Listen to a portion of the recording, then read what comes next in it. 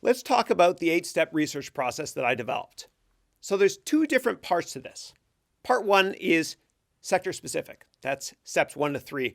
And you're basically looking down at the forest and deciding, okay, what sector should I invest in? What companies? I don't know, right? And then there's steps 4 to 8, which is bottoms up. Okay, so you're at the bottom of the forest looking up and saying, I'm investing in this tree. I need to know everything about this tree. I got to do due diligence, right? And so once you select the sector that you want to invest in, then you select the stock. Okay, and I'll give you an example in a minute, right? But please keep in mind that investment themes last much longer than you think. And I remember my boss at a couple of hedge funds I worked at, his name is Carson Levitt. He's brilliant. He worked at, I think it was a RCM back in the 1990s, and he owned Starbucks all the way up, right? And he told me that these secular growth stories last longer than you think. And I'll explain secular in a minute. Okay, so let's move on to the research process. Step 1, select the secular growth market or cyclical growth market or cyclical market in decline. Let me explain this. Secular growth means a cool new product that is going to change an industry. And it could be a multi-year investment for you and the company. So for example, iPads or iPhones, that sort of thing. That's a secular growth trend, right? Secular growth, right? Or even Uber, if it was publicly traded, that's a secular growth market, right? Taxis disintermediated by technology, okay? Or there's cyclical markets, and economic cycles are pretty extreme, right? And don't let anybody ever tell you this time it's different. It never is. So if you look at an economic cycle, when the economy is doing well, right, home builders might do well, like KBH or Lennar, right? Ticker KBH and LEN. And then when the economy is doing poorly, these stocks fall off a cliff, right? So you need to know where we are in the economic cycle before deciding to invest in a sector. I'll give many examples shortly. Okay, let's move on to step number 2 now. Now we're going to research the drivers and the risks. Okay, so what are the drivers? Well, a driver is one or two things that makes a stock go up, right? Or a sector do well, right? And when you're doing financial modeling, which we'll do later in the course, don't worry, we'll start from scratch. The driver is important because it basically is revenue. Okay, we'll get there soon. And you also want to find out what the risks are with this company. And the best way to find out about risk in a company or in a sector is to talk to a competing company that you're not going to invest in and ask them, what's the biggest risk with this company I might be investing in? And they'll throw them under the bus. It is what it is. Okay, step 3. Now that you understand the sector, you're going to select the winners and the losers, okay? And I want you, before moving on, to always ask yourself this prophetic, awesome question. In 5 years, is this company going to be more relevant or less relevant than it is today? I'm going to say that again because it's crucial. In 5 years, is this company I might be investing in going to be more relevant or less relevant than it is today? Okay. And you basically start at a high level and you understand the sector from a common sense perspective. Don't listen to people on TV because they're biased, right? Because they all own the stocks probably that they're talking about.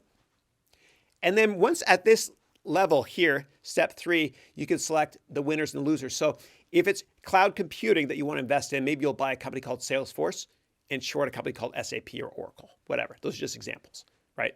Okay, cool. Now that you know which company you might be investing in, then you're going to use and try the product. Okay, you have to try the product, please, right? Try your best, right? When I invested in Caterpillar years ago, I flew out to Peoria, Illinois, right? I paid for it myself just so I can check out the factory and talk to management and understand the business a little bit better, right? And it was really cool because those trucks were massive. So try the products, right?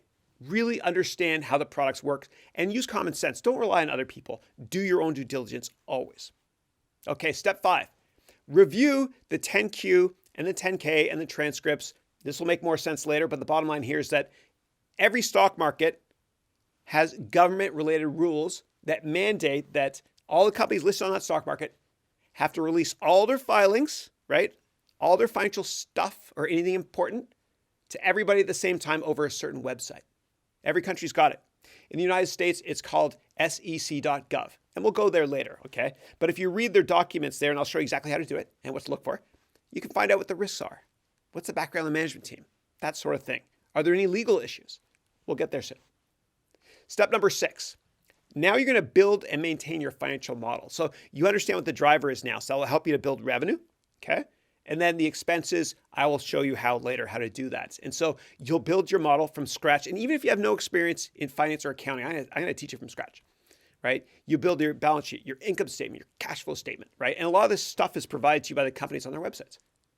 And then you model the future. You got a crystal ball, you model the future. And we're going to talk at least about 5 different valuation metrics to come up with a target price, okay? We'll really drill down on 3 of them, but I'm going to expose you to many of them in this course. All right, step 7 is interview the CFO and CEO. And you're thinking, gosh, Chris, why did you leave this towards the end of the investment process? Why didn't you talk to them earlier? Well, learn from my experience because I've lost a lot of money by talking to management teams first before doing due diligence. Why did I lose money? Well, CEOs and CFOs are the best salespeople on the planet.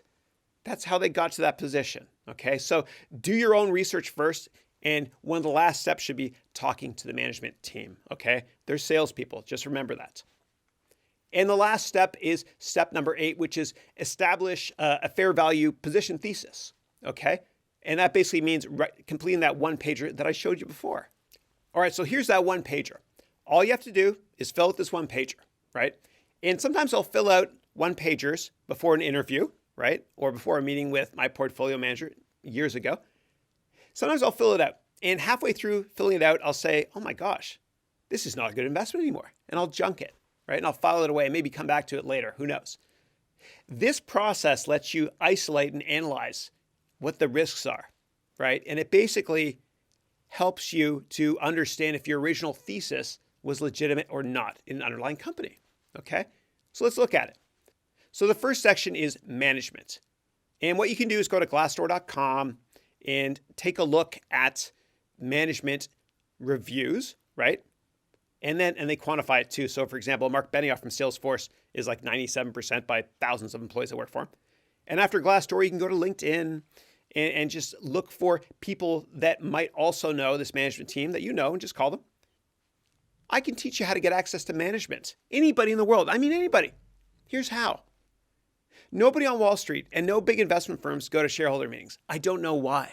I used to go to them. And management loved it when I went because I was the only institutional investor there. And you could be a retail investor and go to this management team as well. Show up at these shareholder meetings, right? And they're usually pretty small. And you'll get one-on-one time with the management team, right? And friends of mine that work in sales and need to get access to CEOs and CFO, I always advise them, go to these meetings. It's free for everybody to go, right? Shareholder meetings. That's how you get access to CEOs.